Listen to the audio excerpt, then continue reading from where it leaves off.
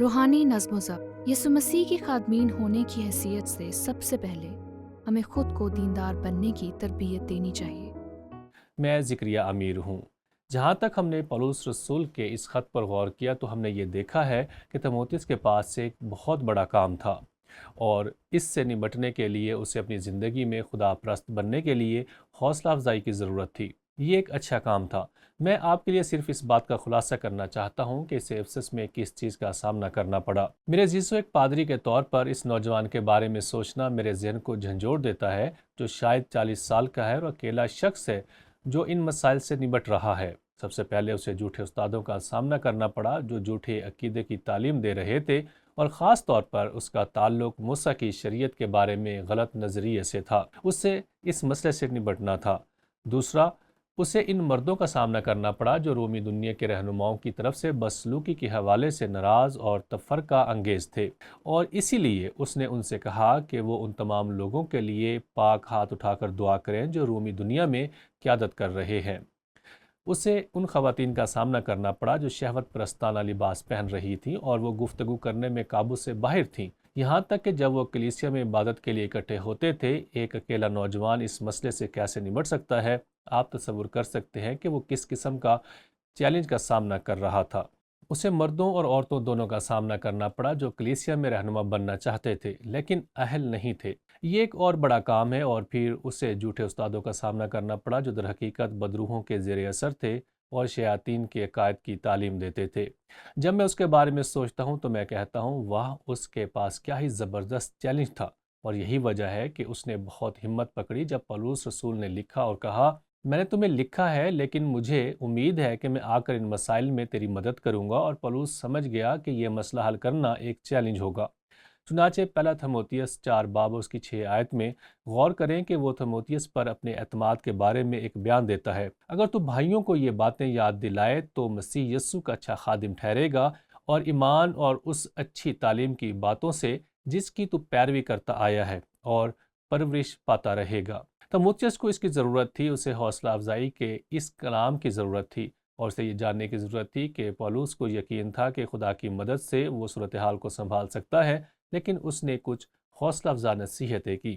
لیکن بیہودہ اور بوڑھیوں کی سی کہانیوں سے کنارہ کر اور دینداری کے لیے ریاضت کر۔ اور بات یہ ہے کہ اگر وہ ان سب کی مدد کرنے جا رہا ہے، اگر وہ ان تمام دیگر مسائل کو حل کرنے میں مدد کرنا چاہتا ہے، تو اسے مسلسل اپنے آپ کو دینداری کی تربیت دینی ہوگی، کیونکہ جسمانی ریاضت کا فائدہ کم ہے لیکن دینداری سب باتوں کے لیے فائدہ مند ہے، اس لیے کہ اب کی اور آئندہ کی زندگی کا وعدہ بھی اسی کے لیے ہے۔ اور تجھے یہ سمجھنا ہوگا کہ افسس جیسے رومی شہر میں جسمانی ورزش پر زور، رومی حمام اور جمنیزیم میں جو کچھ ہوتا ہے، یہ سب اس کی ثقافت کو پھیلاتا ہے۔ اب پولس تیموتھیوس سے کیا کہہ رہا ہے؟ میرا خیال ہے کہ وہ 3 باتیں کہہ رہا ہے۔ پہلی چیز، وہ کہہ رہا ہے کہ جسمانی ریاضت مددگار ہے لیکن روحانی ریاضت زیادہ ضروری ہے۔ یہ ایک بہت ہی اہم نکتہ ہے جو وہ یہاں اس نوجوان کو بتا رہا ہے۔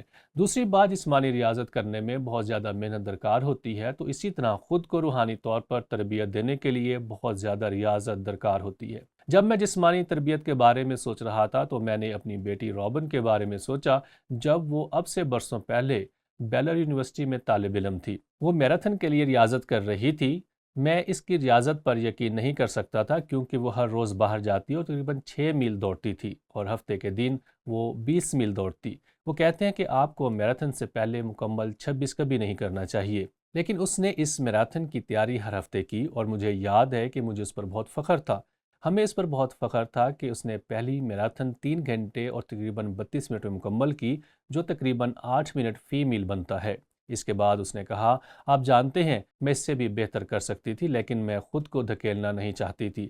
میں نے سوچا واہ، میرا مطلب ہے کہ یہ بہت اچھا وقت ہے، لیکن ایسا کرنے کے لیے تربیت لی گئی، اور یہ حیرت انگیز تھا کہ ریس کے 5 منٹ بعد ہی وہ پھر سے وہ معمول کے مطابق سانس لے رہی تھی۔ اس کی تربیت لی گئی تھی، اس نے تیاری کی، لیکن میں یہاں صرف یہ کہہ رہا ہوں کہ جسمانی تربیت کے لیے بہت زیادہ محنت درکار ہوتی ہے، اور اسی طرح خود کو روحانی طور پر تربیت دینے کے لیے بہت زیادہ محنت درکار ہوتی ہے، اور یہاں پولس یہی سکھا رہا ہے۔ لیکن تیسری اچھی خبر یہ ہے کہ ہم اپنے آپ کو خدا پرست بنانے کے لیے، تربیت دینے کے لیے خدا کی طاقت کو حاصل کر سکتے ہیں، اور اسی لیے پولس رسول نے افسیوں کے نام اس خط میں لکھا جس کا میں نے پہلے ذکر کیا ہے، کیونکہ یہ افسس کی کلیسیا تھی جہاں تیموتھیوس پولس کی ان نصیحتوں کو پورا کر رہا تھا اور ان مسائل سے نمٹ رہا تھا۔ اور میں یہ پھر سے کہنا چاہتا ہوں، خدا کا زور غرض خداوند میں اور اس کی قدرت کے زور میں مضبوط بنو، خدا کے سب ہتھیار باندھ لو تاکہ تم ابلیس کے منصوبوں کے مقابلہ میں قائم رہ سکو۔ جسمانی ریاضت اچھی ہے، اس میں کوئی شک نہیں۔ میں نے اپنی زندگی میں اس کا تجربہ کیا ہے۔ میں نے تجربہ کیا ہے کہ اپنی خدمت کے کئی سالوں میں تناؤ اور اضطراب تب محسوس کیا تھا جب میں نے جسمانی ورزش کو ترک کر دیا، لیکن ایک بار جب میں جسمانی ورزش میں واپس آیا تو یہ ختم ہو گیا۔ یہ اچھی بات ہے۔ پولس رسول کہتا ہے کہ اس کا فائدہ ہے، لیکن ہماری زندگیوں میں اس سے بھی زیادہ ایک اہم چیز ہے، اور یہ وہی ہے جو وہ تیموتھیوس کو لکھ کر کہہ رہا تھا۔ غور و فکر اور رد عمل کے لیے سوال، کن مخصوص طریقوں سے تمام ایماندار دیندار بننے کی تربیت حاصل کر سکتے ہیں؟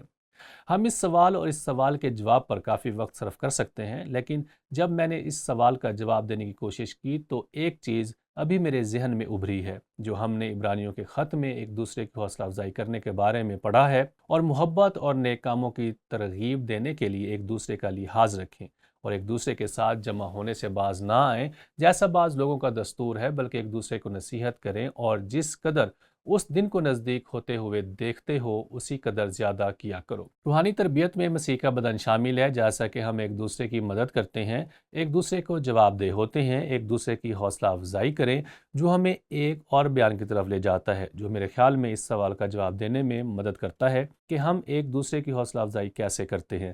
ایک دوسرے کو سکھانے سے۔ پولس رسول نے کلسیوں کے خط میں کہا، مسیح کے کلام کو اپنے دلوں میں کثرت سے بسنے دو اور کمال دانائی سے آپس میں تعلیم اور نصیحت کرو، اور اپنے دلوں میں فضل کے ساتھ خدا کے لیے مزامیر اور گیت اور روحانی غزلیں گاؤ۔ اور عزیزو، جب میں اس آیت کے بارے میں سوچ رہا تھا تو میں نے سوچا 20ویں صدی اور 21ویں صدی میں ہمیں کتنا شاندار اعزاز حاصل ہوا ہے، اس حقیقت سے پہلے کہ جب ہمارے ہاتھ میں بائبل ہے ایماندار کیا کرتے تھے۔ اور کیا آپ کو احساس ہے کہ یہ ایک حالیہ واقعہ ہے؟ میں اپنے والدین کے بارے میں سوچتا ہوں، ان کے پاس بائبل کا بس ایک ہی سادہ سا کنگ جیم ورژن تھا جو بہت مددگار تھا، لیکن ان کے لیے اس وقت اس ثقافت میں رہتے ہوئے ایک بائبل رکھنے کے قابل ہونے میں کافی وقت لگا۔ مجھے یاد ہے کہ کلیسیا میں ان کے پاس صرف ایک بائبل تھی جس سے وہ پڑھتے تھے، اور یہ لوتھرن جرمن بائبل تھی۔ دیکھیں کہ ہم نے 1940 اور 50 کی دہائیوں میں کیا شروع کیا تھا، جس میں وہ تمام بائبلیں جو ہمارے پاس ہیں ان کے تراجم کی توسیع ہوئی۔ خدا کا کلام ہماری ترقی اور ہماری پختگی کی بنیاد ہے، جیسا کہ ہم یسوع مسیح میں بڑھتے ہیں، اور ہمارے پاس یہ شاندار موقع تھا۔ لیکن آپ جانتے ہیں کہ اس سے پہلے انہیں صدیوں تک ان لوگوں پر انحصار کرنا پڑتا تھا جو تعلیم دے رہے تھے، صرف سنانے والوں کو سچائی تک رسائی تھی، اور خدا کے کلام کی تعلیم سننے والے سنانے والوں پر بھروسہ کر رہے تھے۔ اسی لیے بہت سے لوگ گمراہ ہو گئے، کیونکہ ان کے پاس یہ دیکھنے کا کوئی طریقہ نہیں تھا کہ وہ حقیقت میں سچ سکھا رہے ہیں یا نہیں۔ لہٰذا ہم اس اصول کو اپنی زندگیوں میں لاگو کرنے کے طریقے کے لحاظ سے بہت ہی اعزاز رکھنے والے لوگ ہیں۔ لہٰذا یہاں درج ذیل اصول یہ ہے، یسوع مسیح کے خادمین ہونے کی حیثیت سے سب سے پہلے ہمیں خود کو دیندار بننے کی تربیت دینی چاہیے۔